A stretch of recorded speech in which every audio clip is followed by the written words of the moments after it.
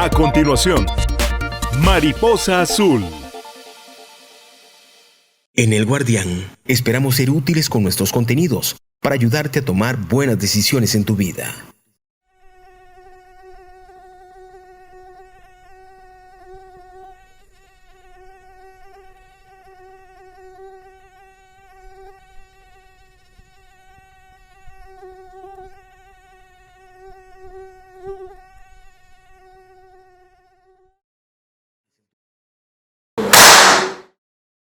Bueno, influir en casi todas tus decisiones. El Guardián. Porque al estar bien informado, podrás tomar buenas decisiones. Y que no se te olvide activar las notificaciones del Guardián para recibir en tu teléfono las noticias directamente.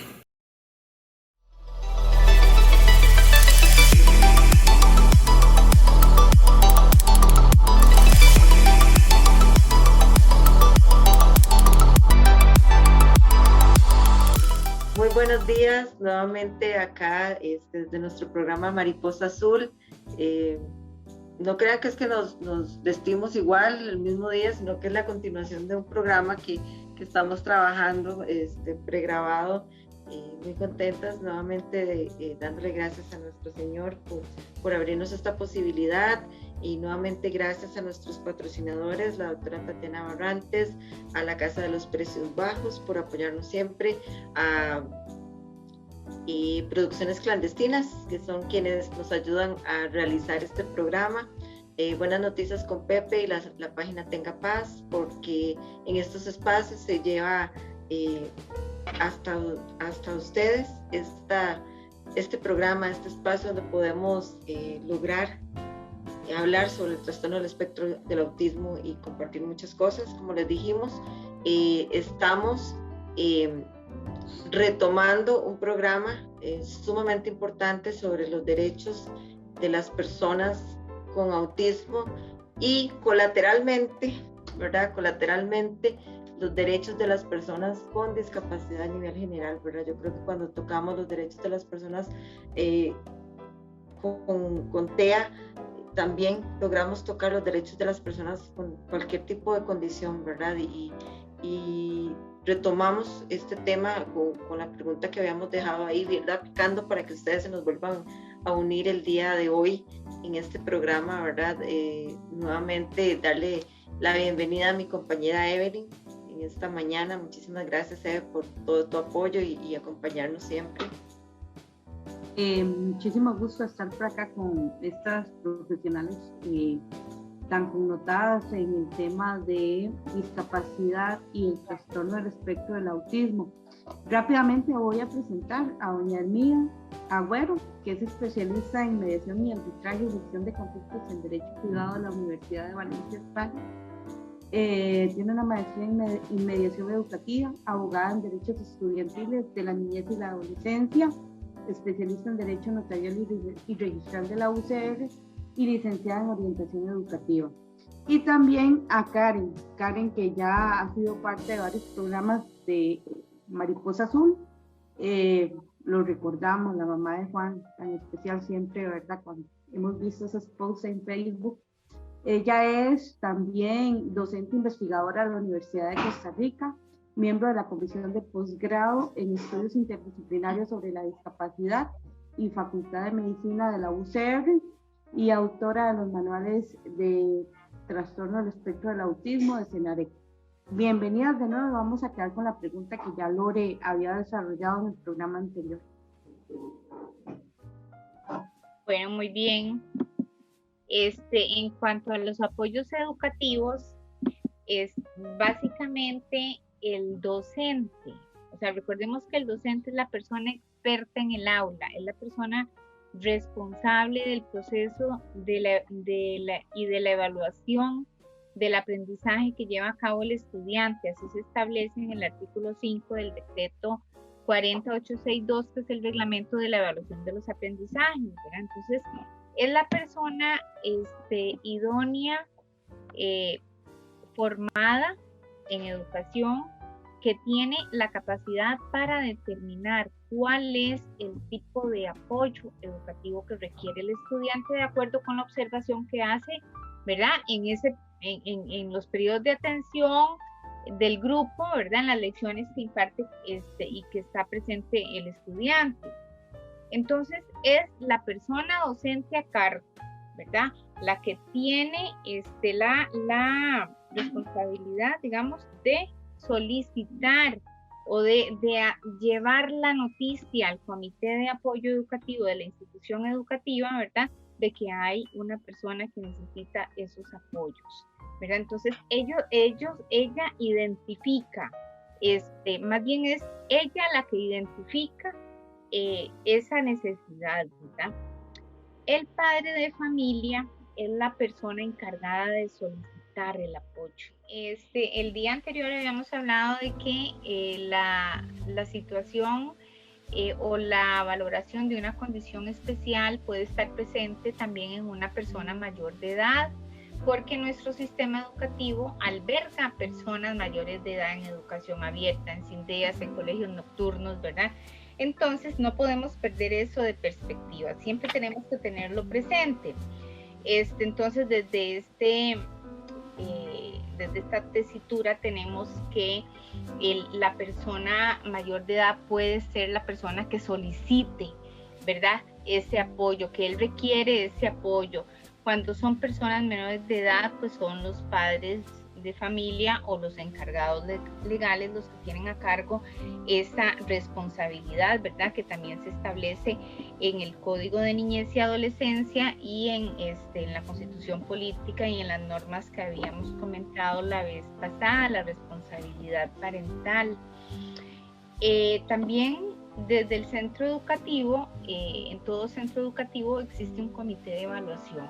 Este comité de evaluación, teniendo información acerca del rendimiento académico del estudiante, puede también solicitar esos apoyos, y también el comité técnico de los centros educativos especiales, cuando el estudiante va a hacer el paso de lo que hablábamos anteriormente, ¿verdad? Del centro educativo especial al regular. Entonces, en estos otros centros hay un comité, y el comité tiene esa competencia también para solicitarlo, ¿verdad? También nos encontramos con chicos con estas realidades en escuelas que son unidocentes, ¿verdad? Donde solamente hay un docente, y en ese caso pues es ese docente el que lo solicita ante la asesoría regional.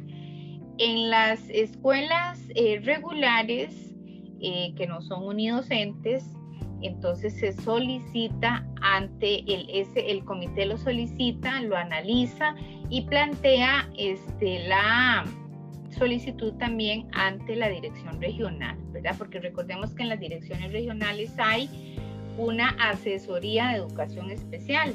Entonces, estos apoyos tienen que estar o ser de conocimiento de la asesoría de educación especial, porque ellos dan el acompañamiento en las escuelas y en los colegios, ¿verdad? No todas las escuelas, como se comentó anteriormente, cuentan con apoyos, con todos los apoyos que requiere la persona, ¿verdad?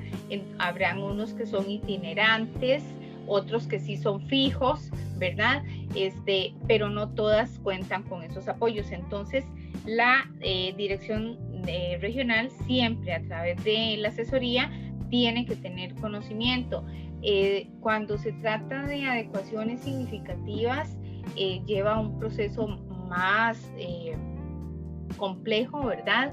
De análisis de la documentación que se presenta, porque la adecuación significativa sí conlleva, ¿verdad? Muchas veces tocar la malla curricular, aunque algunas veces no es permanente, pero conlleva tocar contenidos, entonces requiere de un análisis exhaustivo. En cuanto a estos apoyos educativos significativos, yo sí quiero hacer un énfasis. A mí particularmente no me gustan, ¿verdad? No me gustan ese tipo de adecuaciones, sobre todo en algunos casos en que uno ve que se le han aplicado al estudiante porque no hubo como ánimo, ¿verdad?, de hacer un análisis más profundo del estudiante, o porque hubo omisiones. Una vez me tocó atender un caso de un muchacho que padecía de epilepsia, ¿verdad? Y entonces el centro educativo encontró muy fácil pues aplicarle una adecuación significativa, pero él inclusive llevó estudios en el técnico no lo recibían, o sea, no lo habrían recibido, por error lo recibieron, y llevó estudios, demostró que podía con las asignaturas del técnico, pero cuando se enteraron que él tenía adecuación significativa, le dijeron: lo sentimos mucho, usted tiene que traer las pruebas de bachillerato realizadas, ¿verdad? Entonces hay que tener mucho cuidado cuando se le plantea a un padre de familia, ¿verdad?, una adecuación significativa. Ahora, en este proceso de la asignación de los apoyos educativos, el padre de familia tiene que estar totalmente informado, ¿verdad? Y en el caso de los chicos TEA, esto lo he ido aprendiendo también con Karen, ¿verdad? Que Karen es una excelente, maestra. El plan de apoyo conductual, ¿verdad?, que está regulado, que es un plan de apoyo que no se debe, se debe escribir pensando en que va a ser revisado periódicamente, ¿verdad?, precisamente porque se deben observar las conductas que va presentando. Es un plan de apoyo conductual, entonces hay que ver cómo las conductas se repiten o se van disminuyendo para hacer las variaciones que se requieran. Y de esto también, en esta elaboración tiene que estar presente, ¿verdad?, el padre de familia tiene que estar informado, porque recordemos que la escuela es un banco de 3 patas: la familia, la escuela y el estudiante. Entonces, la comunicación aquí es vital, y también es un deber del docente que está establecido en el artículo 15 del reglamento de la evaluación de los aprendizajes, ¿verdad?, de informar al padre de familia cuál es el avance que va teniendo el chico. Entonces, esto es muy importante, y sobre todo el año pasado, que se presentaron muchas situaciones con el tema de las guías, ¿verdad? Y muchas veces no se recurrió a la alerta temprana, el docente omitió no comunicar, y entonces después vienen las consecuencias tanto para el estudiante, ¿verdad?, como para el docente. Entonces, esto lo enfatizo en el sentido de que el padre de familia tiene que tener muy claro que tiene que existir esa comunicación, ¿verdad?, una comunicación muy permanente con el padre de familia, para que el padre de familia lleve el pulso del avance, ¿verdad?, o de las necesidades que tiene su hijo. Eso es importantísimo, porque lo hemos hablado en varias ocasiones. El padre ha de convertirse en un aliado del maestro, y eso va a facilitar de algún modo pues una inserción más adecuada a la persona. Preguntar, establecer canales de comunicación, puentes, también se convierte en una de las responsabilidades que va acompañada de los derechos, que nosotros siempre pedimos. Entonces, creo que es importantísimo, en lugar de llegar con muchas veces algunas personas llegan con una actitud, ¿verdad?, confrontativa, pero creo que conocer y dejarse conocer la condición de su hijo va a hacer que se encuentre empatía. Y ya si no se encuentra, pues sí, buscar también dentro de la escuela quién es la persona que le va a dar seguimiento a esos derechos que no se están cumpliendo. Quizás sería importante también poder entender cuál es la diferencia, o sea, por qué las diferencias no son deficiencias, Karen. Sí, aquí, gracias, Evelyn. Aquí es importante. Tenemos la forma de aprender es diferente para cada persona, y eso no significa que eso sea una deficiencia, que aprendamos por caminos diversos, que ocupemos, por ejemplo, Evelyn y compañeras, a veces se habla en los documentos de España, por ejemplo, se habla de lectura fácil, ¿verdad? Constitución política en lectura fácil para personas con discapacidad. Y yo siempre cuestiono el término lectura fácil. No es algo fácil lo que ocupamos. Ocupamos documentos, las personas con TEA, el estudiantado con TEA, ocupa documentos adaptados a su estilo de comunicación. Documentos comprensibles acorde con su perfil cognitivo. Porque en el momento que decimos vamos a hacer algo más fácil, estamos diciendo de alguna manera, estamos usando un lenguaje peyorativo, estamos poniendo en menor lugar a alguien.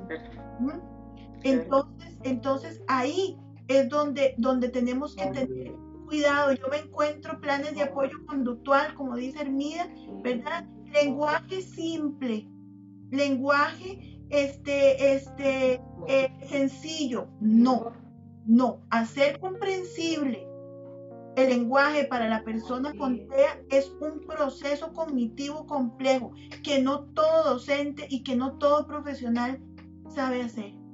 Entonces, no es que ellos ocupan algo de menor calidad, y ahí es donde yo, ¿verdad? Donde yo defiendo el perfil cognitivo de la persona dentro del espectro del autismo, ¿verdad?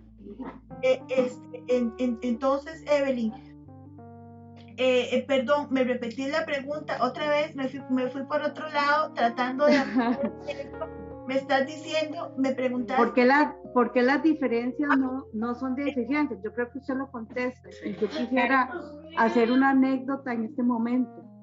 Quizás no es una persona en condición de trastorno del espectro del autismo, pero me acuerdo que mi socio tiene su hija tiene una discapacidad auditiva, y ella estaba en un colegio privado, y un día el profesor le dijo: usted tranquila, llévese la tarea, le dice, porque yo entiendo, ¿verdad? Y el papá le hizo devolver la tarea y le dijo: no, usted juega en condiciones iguales al resto de los demás. Dice, usted hace la tarea y usted cumple igual que sus compañeros. ¿A qué les quiero llevar? Esta muchacha ahora trabaja en YouTube. Ella es la encargada de hacer los subtítulos para YouTube para las personas con discapacidad auditiva. Se llama Liat Cabe. Pero aquí yo lo que rescato también es la actitud del papá, donde ella se vuelve y le dice: no, usted es igual a los demás, usted tiene que cumplir con todos los requisitos de las personas. Y yo creo que eso también es valioso para que los papás puedan entender que esas diferencias no son deficiencias, como dice la pregunta. Gracias, Evelyn. Y también quisiera añadir a lo que dijo Hermida con respecto a la educación, ¿verdad? Que los apoyos son a lo largo de todas las etapas de la vida de la persona con TEA, ¿verdad? Niñez, adolescencia, adultez, es a lo largo de todas las etapas. Pero ¿qué es lo que pasa? Que muchas familias de personas con TEA adultas no les informan a ellos que son personas con TEA.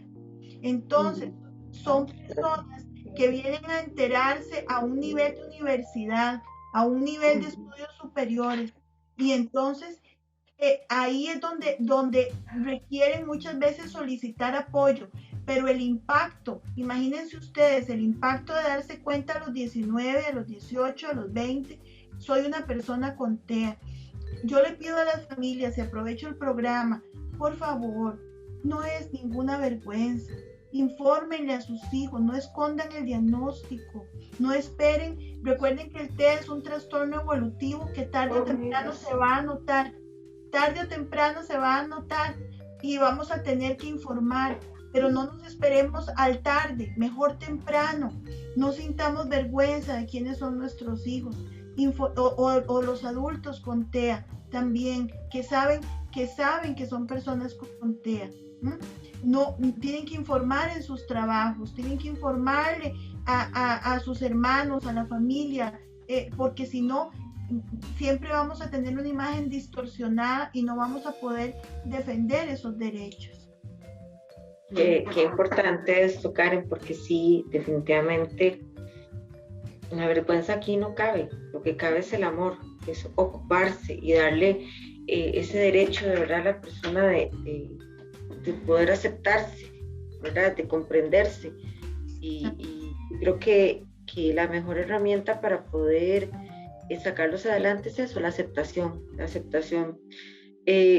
Quiero continuar voy a hacer como 2 preguntas en una para doña Hermida, que estábamos hablando de estos procesos de apoyos educativos, ¿verdad? ¿Qué sucede con estos apoyos cuando ya un niño concluye la primaria? ¿Cómo se hace ese enlace hacia la secundaria? ¿Verdad? Creo que es muy importante porque a veces decimos, aquí vamos en primaria y todo va súper bien, todo va sobre ruedas, pero llegamos al 6º grado y, ups, ¿aquí qué pasa? Aquí encontramos muchas familias que vienen y encuentran, otra vez las puertas cerradas, otra vez iniciar un proceso, otra vez iniciar un pleito, lamentablemente, ¿verdad? No nos gusta decirlo, pero es la realidad. Entonces, doña Hermida, en ese sentido, ¿cómo sí, se así es, así como usted lo describe, eso es lo que ocurre. Sí, bueno, hay un deber de parte de la institución educativa personificada en la persona que dirige la institución educativa. Recordemos que el director es la persona que legalmente está investida de competencias y autoridades suficientes, ¿verdad? Para realizar todas aquellas acciones administrativas que aseguren la buena marcha de la institución, ¿verdad? Es la persona responsable de todo lo que ocurre con el estudiantado mientras las personas estudiantes se encuentran bajo su tutela. Aquí es muy importante mencionar que estas acciones las realiza de acuerdo con los principios legales de invigilando, ineducando, y que debe llevar a cabo estos actos administrativos como lo haría un buen padre de familia, es decir, resguardar a aquellos chiquitos que están bajo su cuidado como si él fuera su padre, ¿verdad? Esa es la misión del director institucional, que lamentablemente muchas veces no se cumple. Entonces, que cuando un chico llega, cuando una generación ya está en 6º grado, hay un enlace que se debe hacer y ese proceso lo debe organizar el director. Ese paso de 6º a secundaria, ¿verdad? Y entonces hay un expediente. En el expediente tiene que constar absolutamente todo lo que se hizo. El padre de familia tiene derecho a tener copia de ese expediente, ¿verdad? Y ese expediente el director tiene que asegurarse de que el expediente pasa a la institución educativa, pero no solamente que pasa, sino que hay un conocimiento y un análisis de ese expediente, porque si no pasa lo que usted mencionó anteriormente, se da un corte y los padres de familia tienen que volver a empezar con todo el proceso como si nada hubiera sucedido anteriormente. Eso no debe ser. ¿Por qué? Porque eso es contrario a los derechos del chico, eso interrumpe el proceso de aprendizaje del estudiante. ¿Por qué lo interrumpe? Porque va a haber un lapso en el que el chico no va a contar con los apoyos educativos que necesita mientras se hace toda la valoración. Pero en todo caso, repito, eso no debe suceder, y en caso de que eso suceda, ¿verdad? Entonces ustedes, los padres de familia, sí, en cuanto al tema de este enlace, ¿verdad? Como les decía, el director tiene que asegurarse de que el expediente llegue completo, ¿verdad? En caso de que esto no ocurra, pues los padres de familia tienen derecho de recurrir a las instancias que consideren convenientes. Ahora, puede ser en el mismo Ministerio de Educación o en el Poder Judicial. Si quieren agotar la vía administrativa, que es algo muy importante que les iba a decir también antes del otro, es si la institución educativa incumple, tienen la opción de recurrir a la supervisión del circuito escolar, ¿verdad? y en caso de que aquí también se dé un incumplimiento, pues entonces a la dirección regional.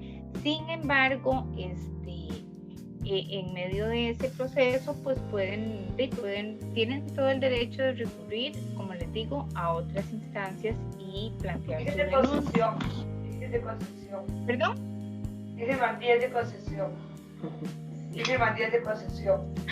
Acá Catalina, Catalina está haciendo el programa hoy. está haciendo el programa, ella agarra el teléfono y como no escribe todavía, entonces se pone a buscar en Google en audio, entonces ahí la escuchamos un poquillo. En realidad ellos son Quería los comentarles, Evelyn, doña Lorena y Karen, sobre el tema de la docente sombra, que muchas veces preguntan, es una pregunta reiterativa. Es una figura que, la Sala Constitucional, como ahora pues se ha oficializado la educación, pues es lo que dice la Sala Constitucional, ¿verdad? Y no se contempla dentro de la organización del Ministerio de Educación Pública figura, ¿verdad? Entonces, no está avalado, ¿verdad? Esto, hay un recurso de amparo del año antepasado, ¿verdad? En el cual ya docente sombra para su hija, se la objetan, entonces él recurre a la Sala Constitucional, pero la Sala declara sin lugar el recurso por estas razones que les acabo de indicar. Asimismo, quiero comentarles que el tema TEA y de los apoyos es un tema que se debe aplicar tanto en el ámbito educativo público como privado. Recordar que la educación, como dije al principio, es un derecho humano y no se establece ningún tipo de distinción. Si bien es cierto, hay una iniciativa privada que es avalada constitucionalmente, también la misma Constitución Política dice que será fiscalizada por el Estado, ¿verdad? Entonces, y la Sala Constitucional también ha dicho que en lo que los centros educativos privados no tengan regulado, tendrán que acogerse a la normativa del Ministerio de Educación Pública. Entonces, dejando claro esto, ¿verdad? Aún con la autonomía administrativa que tienen, que es para la administración y no para el ámbito de una presunta vulneración de derechos estudiantiles, entonces aclaro y reitero que el tema de los apoyos educativos se debe aplicar tanto en los colegios públicos como privados, y en este sentido también hay varias resoluciones. Hay una,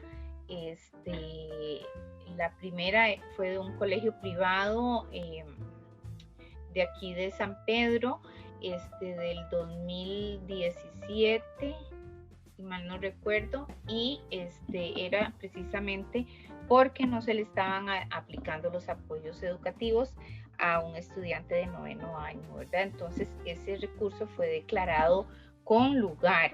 En cuanto al cupo, muchas veces los padres de familia se encuentran confundidos porque en la escuela de su preferencia no hay todos los apoyos o no hay cupo. Cuando no hay cupo, si la escuela o el centro educativo cuenta con los apoyos que necesita el estudiante y es la escuela que le corresponde, aunque no haya cupo, la Sala Constitucional ya declaró con lugar un recurso de amparo, ¿verdad? Dándole la razón al padre de familia y ordenando que se diera la matrícula al estudiante.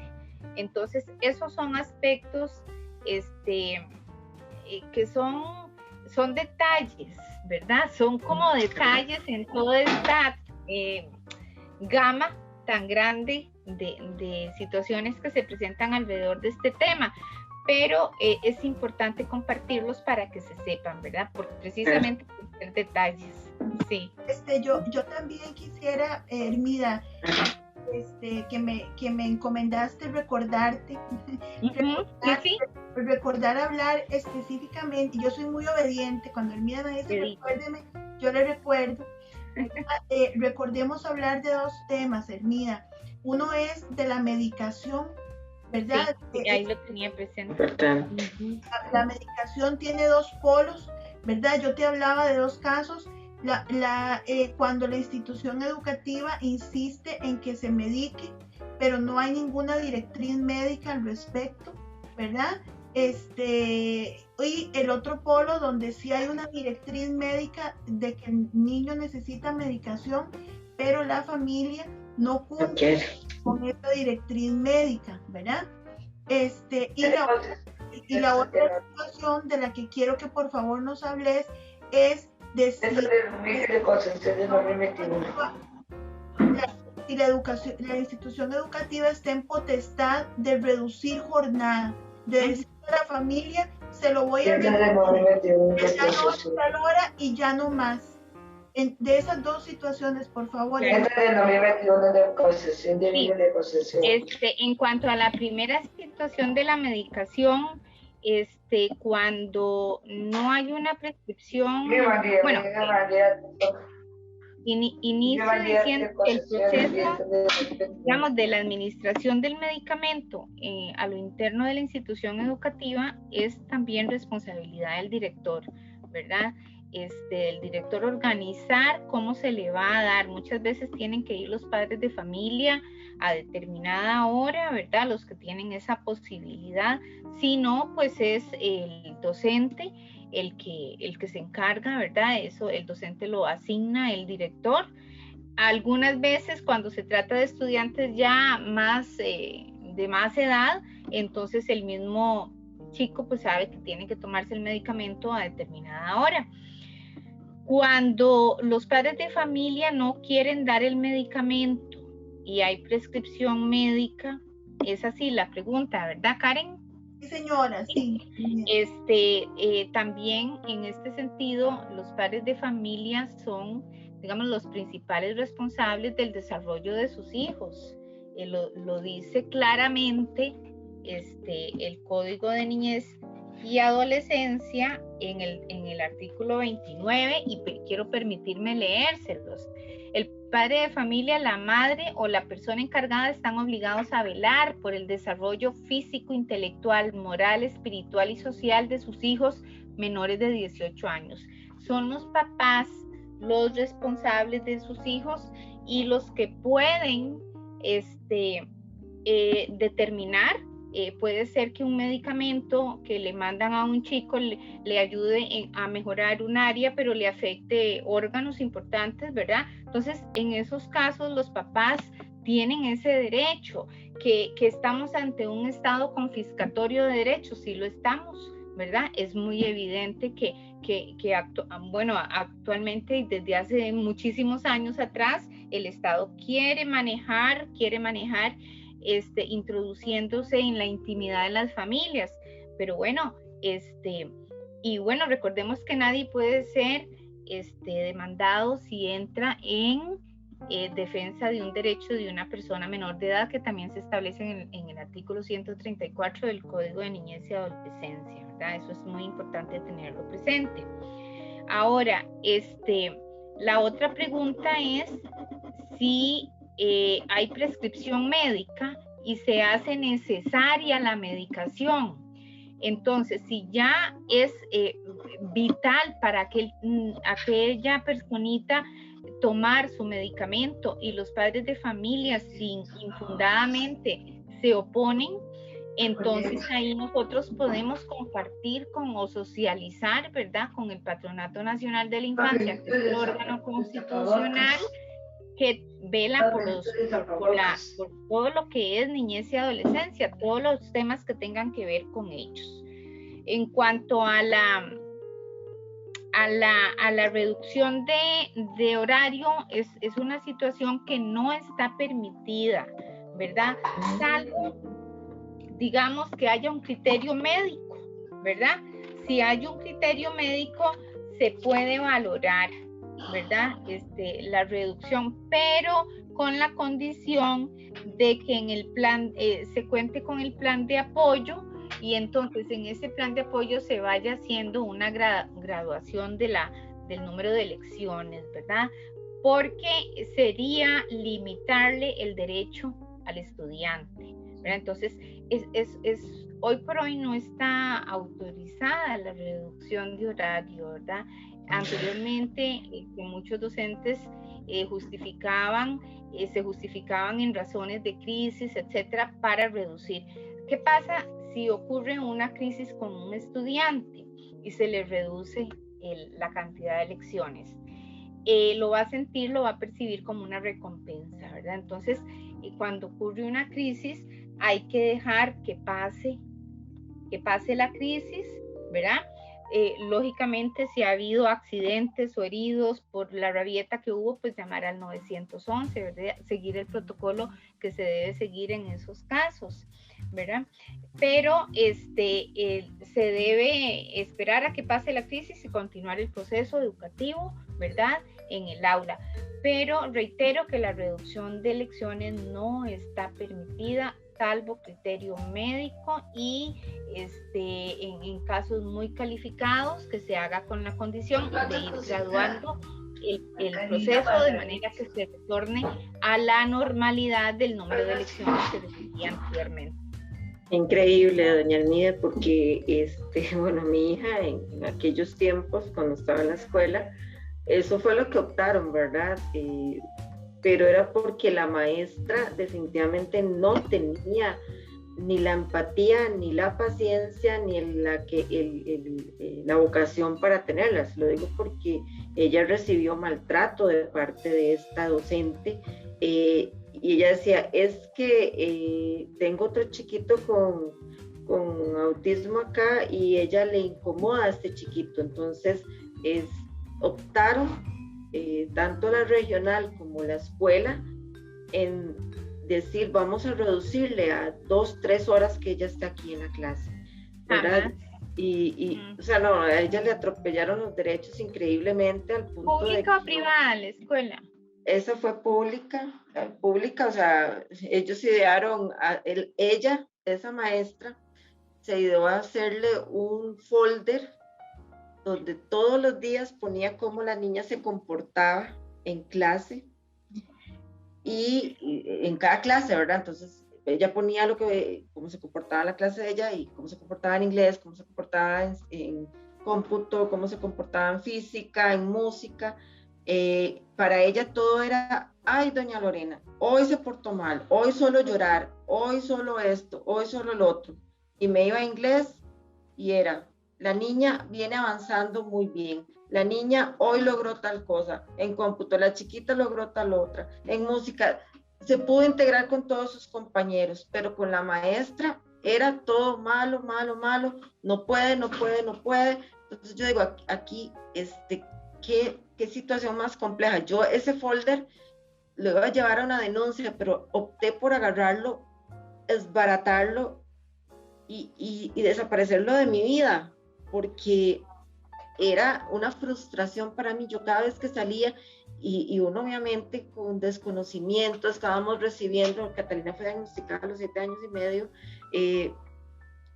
con ese desconocimiento que teníamos, yo salía, Catalina, pero ¿por qué usted se porta mal en la escuela? ¿Por qué usted no puede? ¿Por qué usted aquí? Y era una frustración y un pleito todos los días con la pobre chiquita, ella frustrada, salía llorando todos los días, ya no quería ir a la escuela, era terrible. Entonces, y lo digo como experiencia, ¿por qué? Porque no permitamos esto, como ustedes lo decían al principio, nosotros somos quienes debemos exigir ese derecho de nuestros hijos, de que sean respetados, de que cómo es posible que se haya tenido, y me di cuenta ya cuando la había sacado de la escuela, ya habían pasado años, de que un chiquito se le tuvo que parar a la maestra y hacerle en el pupitre, hágame el favor y respeta a Catalina. Así, un niño de 8 años, y lo mandó a psicólogo, porque el chiquito era un machista por hablarle fuerte a la maestra. Entonces, es muy difícil, ¿verdad? Yo hablo de esto porque sé que muchas familias pasan este proceso de frustración, como también hay muchos maestros que quieren hacer positivamente su trabajo y no hay una respuesta por parte de los padres de familia de querer realizar todas las herramientas posibles para sacar adelante a sus hijos. Entonces, aquí es un complemento, siento yo que debemos tener, ¿verdad? Para poder continuar con esto. Doña Lorena, perdón, Claro. cuando este tipo de atropellos o de violencia se da, ¿verdad? Además de la violencia estructural, que es todo esto que estamos hablando, ¿verdad? La violencia que se genera en las estructuras a raíz de normas. Cualquier persona ante la mínima sospecha, ¿verdad? Sospecha, que tenga una sospecha y que sea mínima pero razonable, tiene el derecho de denunciar, ¿verdad? Claro. Si es en una institución pública, inclusive puede llevar a un proceso disciplinario a un docente, ¿verdad? En las públicas. En las privadas ya sí sería por la vía judicial, ¿verdad? Pero eso es muy importante, eso se establece en el artículo 49, ¿verdad? Del Código de Niñez y Adolescencia. Entonces, para que tanto las personas que nos están escuchando como todos nosotros recordemos que también tenemos ese derecho, ¿verdad?, de denunciar. Sí, es muy importante. Tal vez nosotros como le digo, nosotros nos dimos cuenta ya años después, ¿verdad? Que de casualidad una mamá medio habló, pero obviamente las mamás no querían hablar, no querían decir, no querían involucrarse en una situación de estas. Lamentablemente eso es lo que pasa con nuestros hijos, ¿verdad? Bueno, ¿qué no es un apoyo? ¿Qué no es un apoyo? ¿Qué es lo que creemos que es un apoyo pero no lo es? ¿Y qué pasa cuando no se le quiere brindar estos apoyos a los chicos? ¿Verdad? Ya ustedes nos habían dicho dónde podemos recurrir, ¿verdad? Pero ¿qué no es un apoyo? Bueno, aquí, perdón, voy a contestar yo primero. Un apoyo, como dijo Hermida hace un rato, no es la docente sombra. La docente sombra no es un apoyo. Ninguna institución educativa puede exigirle a un padre de familia que le acepta a su hijo siempre y cuando contrate un docente sombra. Y eso todavía está, sobre todo en el ámbito privado. Ese no es un apoyo autorizado por el Ministerio de Educación Pública. ¿Qué no es un apoyo? Reducir la jornada en que asiste el niño o la niña o la persona adolescente a la institución educativa. El reducir la jornada le quita el derecho a la educación, se lo vulnera, pero además, como dijo Hermida, el niño o la niña lo percibe como una recompensa. Entonces hago crisis, y recordemos la memoria asociativa tan fuerte que tiene la persona con TEA. Entonces asocio crisis con irme para la casa, crisis con abandonar la institución educativa, y eso es a toda edad, ¿verdad? Entonces, como muy de acuerdo con lo que recomienda Hermida, la crisis se resuelve en la institución educativa, todos nos calmamos, todos encontramos la forma y seguimos adelante, pero no se nos excluye del sistema educativo. ¿Qué no es un apoyo educativo? Eso, eliminarle lo que contaba Evelyn, eliminémosle el trabajo, que no lo haga, pobrecito, qué difícil, no lo va a poder hacer. ¿Qué no es un apoyo educativo? Que resulta que un día vamos a ver un tema y la maestra dijo, no, esto es muy difícil para fulanito, le voy a dar el libro, y le envía un recado a la maestra y le dice, no me lo mande tal día, ¿verdad? Porque pobrecito, no lo voy a estresar. Recordemos la frase, de buenas intenciones está empedrado el camino al infierno, ¿verdad? Entonces, no me lo mande, hoy va a estar muy difícil, mejor no. Eso no es un apoyo educativo. Los apoyos educativos, como decía Hermida un rato, son temporales, son flexibles, tienen que ser revisados en el tiempo, cambian, se transforman, no siempre son los mismos, pero siempre se necesita apoyo, siempre se necesita apoyo. Es un error pensar, a veces se quiere quitar un apoyo, ¿verdad? Un día de estos atendía una situación donde la maestra decidió que el niño ya estaba en 4º grado y tenía que saberse las tablas, quinto grado. ¿Cómo es que no se sabe las tablas? Ya no le voy a dar más el apoyo de uso de tablas en el examen. Muy bien, entonces yo hice las consultas respectivas, ¿verdad? Y me contestaron muy amablemente en Senarec y me dijeron, cuando esa maestra le dé los apoyos que favorezcan que el niño se aprenda las tablas, va a poder quitárselas. Pero si la maestra no le dio los apoyos, porque es la maestra la encargada de darle los apoyos para que ese niño pueda aprender las tablas, entonces no puede decidir de la noche a la mañana quitar el uso de tablas como apoyo educativo. Esas son las cosas. Para quitar un apoyo hay que demostrar que se implementaron estrategias para favorecer la adquisición de un aprendizaje, de una habilidad. Si eso no se dio, no se puede quitar la adecuación curricular. Claro, yo quiero agregar a todo eso tan lindo y claritito que dijo Karen, que un apoyo educativo, o sea, podemos estar frente a un no apoyo educativo cuando no se está potenciando, ¿verdad?, el funcionamiento del estudiante. Si nosotros vemos que el chiquito o la chiquita está contenta, está rindiendo, está desarrollándose de una manera feliz, ¿verdad?, que está aprovechando toda aquella experiencia educativa, que en lugar de verla como un castigo lo ve como algo lúdico, ¿verdad?, una experiencia lúdica, es porque el centro educativo está cumpliendo, ¿verdad? Lamentablemente, como decíamos al principio del anterior programa, nuestro sistema es presa del curriculismo y es un sistema que es muy poco atractivo para los estudiantes hoy en día, ¿verdad? Todavía estamos en una época en que creemos que los estudiantes aprenden más presencialmente que virtualmente, ¿verdad? Cuando ya está muy superada esa visión. En otros países más desarrollados vienen implementando la virtualidad y los estudios online desde hace muchísimos años, ¿verdad? Aquí es novedosísimo, desde luego que sí, y entonces se desperdicia mucho en ese sentido, ¿verdad?, la oportunidad de ayudarles a estos chicos a desarrollar esas potencialidades. Claramente habrán algunos estudiantes que se adaptan más a una modalidad que a otros.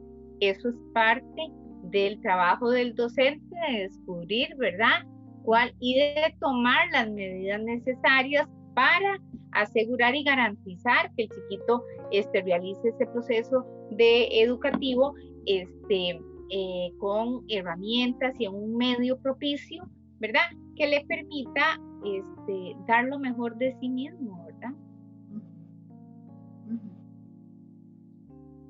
Sí, realmente es importante para ir concluyendo. ¿Qué pasa cuando una persona ha estado hospitalizada y necesita contar con seguir llevando la educación? Entonces, ¿cómo podemos abordar este tipo de casos?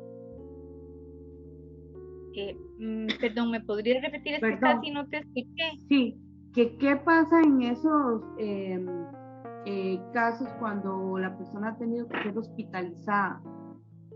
Entonces necesita seguir llevando el proceso educativo. Sí, bueno, en esos casos el chico tiene el derecho de continuar, ¿verdad?, recibiendo la educación de acuerdo con las condiciones que haya diagnosticado y certificado el médico, ¿verdad? Muchas veces los docentes van y visitan al estudiante a su casa. Si están hospitalizados allá en el Hospital Nacional de Niños, también se cuenta con la escuelita, ¿verdad?, del Hospital de Niños, que está integrada por funcionarios del Ministerio de Educación. Entonces ellos tienen la oportunidad de continuar ese proceso educativo, ¿verdad?, en el hospital. Y como dije y repito, cuando están en la casa convalecientes, ¿verdad?, tienen derecho de que inclusive los docentes les puedan practicar evaluaciones en su su propia casa, ¿verdad? Visitándolos y llevándoles también, hay que hacerles llegar el material educativo, ¿verdad? De alguna manera, ya sea ahora con medios tecnológicos o en físico, pero no se corta. Inclusive han habido estudiantes en situaciones muy complicadas, ¿verdad? Muy, muy complicadas, antesala de un fallecimiento, que tienen ese ánimo, que ellos quieren seguir estudiando, ¿verdad? Y el docente llega a la casa y comparte con ellos. Entonces, con esto lo que quiero decir es que no se corta, el proceso no se corta porque no está hecho para eso, ¿verdad? Está ese derecho a continuar de acuerdo con sus posibilidades, el principio de equidad que hablamos en el inicio del anterior programa. Bueno, yo creo que ya se nos acabó ahora sí el tiempo. Es increíble cómo se nos pasa de rápido, más cuando tenemos temas tan importantes. Creo que podríamos hacer como todo un mes de este tema, ¿verdad? Y ojalá muchas personas de verdad nos estén escuchando, estén aprendiendo, estén tomando nota, ¿verdad? De qué tenemos que hacer para poder seguir con todos los procesos educativos que nuestros hijos requieren. Como lo venimos diciendo, somos los garantes en la exigencia de los derechos de nuestros hijos y tenemos que ser también garantes en que ellos, cuando ya tengan su capacidad completa o su autonomía completa, sean quienes luchen por sus derechos, ¿verdad? Creo que cuando abrimos estas puertas del conocimiento a las familias, vamos a encontrar familias que tal vez las vayan a ver, como decía una mamá cuando yo empecé este proceso hace algunos años, ¿verdad? Entré a un grupo que se llamaba Familias Asperger Costa Rica. En aquel momento se utilizaba la terminología Asperger, y la mamá decía que cuando ella llegaba al colegio, nada más veían de los profesores, decían, ahí viene, ¿verdad? Ahí viene la que peleaba, la que luchaba, ¿verdad? Sí, vamos a tener que seguir peleando, vamos a tener que seguir alzando la voz, vamos a tener que seguir hasta que no logremos que estos engranajes, ¿verdad?, vayan calzando y seamos esa máquina que juntos podemos sacar adelante. Yo igual, y Evelyn igual, cuando vamos igual a donde nos invitan a compartir nuestra experiencia, eso es lo que decimos, no vean a estos niños como, ay, no puedo, no, mejor me lo quito acá, al contrario, bueno, como un reto, como un éxito en su profesión, ¿verdad? Pude lograr sacar a este chico adelante. Cuando mi hija entró a primer grado en la escuela Pérez Celedón que les contaba, la maestra obviamente tuvo mucho miedo, era su primer estudiante así, pero llegó un momento en que fue como lo que logramos esa empatía, ¿verdad? Entonces ella nos decía, ustedes me tienen que traer esto, y yo le hago esto, y tráigame esto, y vamos aquí, y entre la familia y ella, íbamos dándole para lograr que ella saliera adelante con todo. Yo creo que sabemos que no es fácil, ¿verdad? Que existen muchos otros chiquitos a la par de nuestros hijos, pero que lo importante es seguir caminando y tratar de hacerlo juntos, ¿verdad? Como equipo y no como rivales. Creo que es la enseñanza que ustedes dos nos traen hoy, ¿verdad? La importancia de crecer, de empoderarnos y de familiarizarnos con todos estos temas, que tal vez en algunos momentos hasta nosotros como padres dejamos la misma responsabilidad a otros, ¿verdad? Que como abuelos, tíos, o lo que sea, ¿verdad? Que no se van a preocupar igual que nosotros por nuestros hijos. Entonces, creo que es importante que hagamos esta evaluación de cómo estamos llevando estos procesos con nuestros hijos y poder abrirles mejores caminos. No sé si gustan hacer como un cierrecito para ya irnos despidiendo. Muy importante, y hay que hacer un trabajo muy fuerte con los docentes o con los futuros docentes, porque esto es como un círculo vicioso. Cuando se es maltratado en la escuela y en el colegio y por donde sea que se pase y se tiene la oportunidad de retornar a ese espacio, pero ya con otra, bajo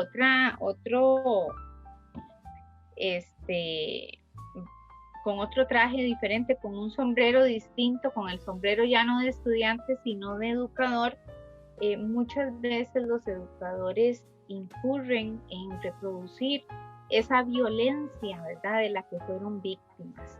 Entonces, por eso yo insisto en que es como un círculo vicioso que tenemos que cortar y hay que hacer mucho trabajo importante con las personas que se están formando en docencia, ¿verdad? Estas personas que van a tener lo más preciado de las familias, como son nuestros hijos, los chicos más pequeños, es la población más vulnerable que tenemos en cualquier sociedad, ¿verdad? Y merecen todo el respeto y la comprensión, ¿verdad? Entonces yo sí creo que el trabajo está empezando, que es una lucha.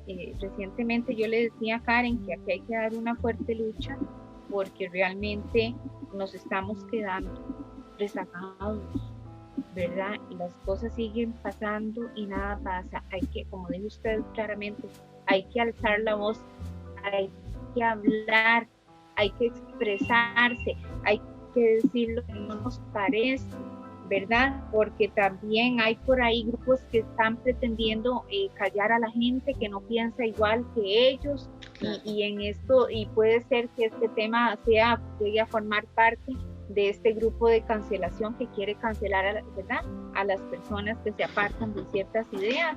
Hay como un adoctrinamiento ¿verdad?, que viene de muchas partes. Sí, entonces aquí tenemos que empezar a decir, a llamar las cosas por su nombre y que no nos dé miedo, ¿verdad? Yo quiero cerrar brevemente con dos ideas. Como psicóloga, como madre, me preocupa el duelo de las familias que les impida dignificar su dolor y convertirlo en derechos. Dignifiquemos el dolor, no nos quedemos en el papel de víctimas, defendamos los derechos de nuestros hijos. La segunda idea que quiero dejar acá es resaltar que contamos con una legislación robusta, que nada hacemos con crear y crear leyes si no conocemos las que ya tenemos. Hermida, como especialista legal en derechos humanos, citó hoy innumerables leyes a nivel nacional e internacional a las cuales podemos recurrir, y algunas de las leyes que citó, como el Código de Niñez y Adolescencia, el Código de Familia, amparan a toda la población con y sin condiciones particulares.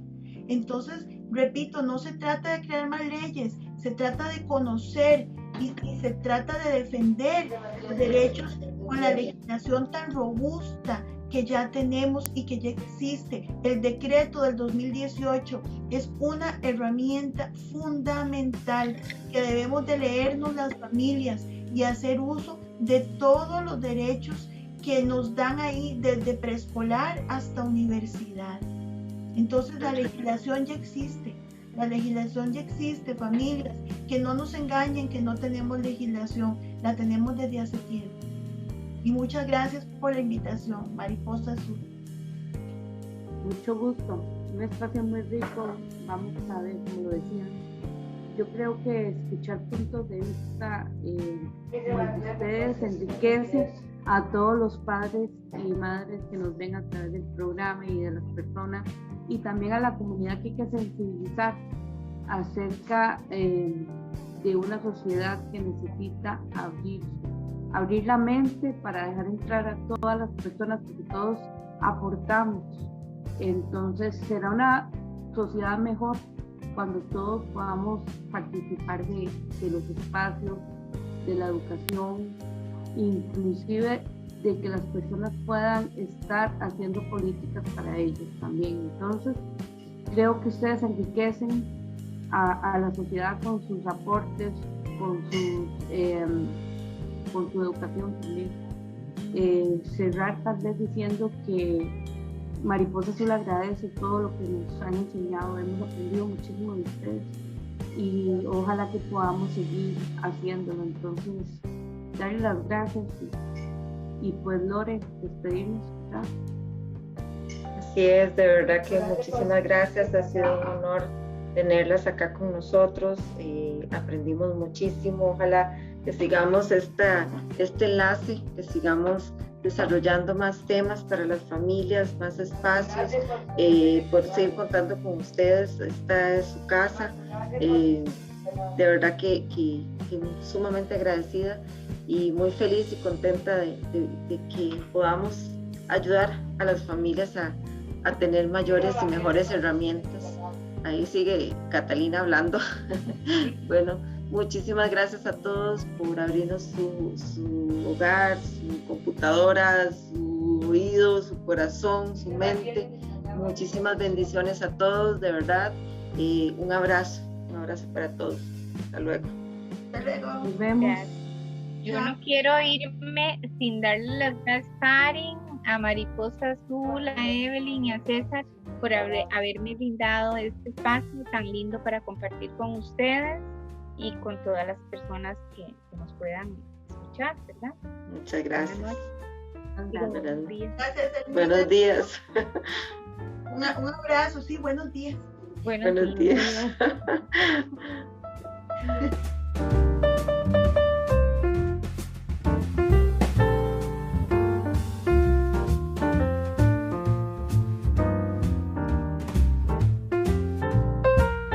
En El Guardián, esperamos ser útiles con nuestros contenidos para ayudarte a tomar buenas decisiones en tu vida.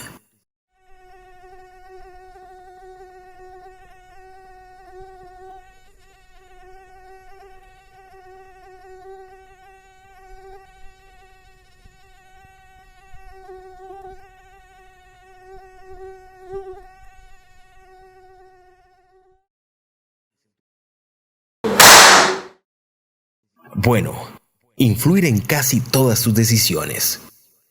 El Guardián. Porque al estar bien informado, podrás tomar buenas decisiones.